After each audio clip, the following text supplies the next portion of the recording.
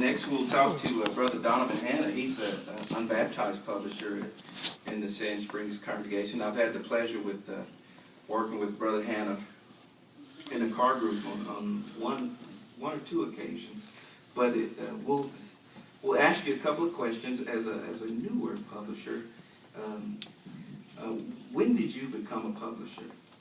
Well, I became a publisher when I first came to this hall. So I was around 9 or 10-ish whenever I first became a publisher. And it was one of the best things I've done in my life. All right, thank you. Now, think about some challenges. So what challenges did you have to overcome, particularly as a 9 or 10-year-old publisher in the ministry? What challenges did you have to overcome? Well, whenever I went to go out in the ministries, a lot of times I had nervous or I had butterflies in my stomach whenever I went out because I was, kind of small compared to everyone else at the door, and it was kind of hard for me to remember everything I'm supposed to say. But a lot of times my family or some friends out in service would help me a lot while going outside, and they helped me keep going while I was out there. Okay. Again, I've worked with you, and you do a fine job at the door now. Thank you. So nice progress.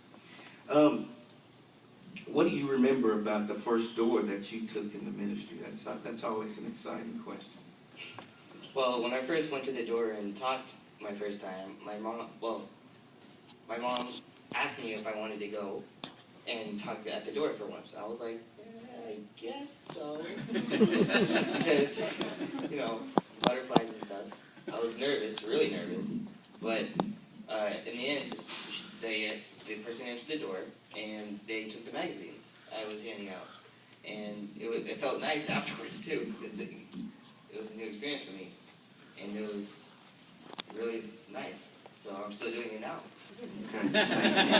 Thank you. Jehovah helped you out, all right? Okay, how did others in the congregation help you to make spiritual progress or help you in the ministry?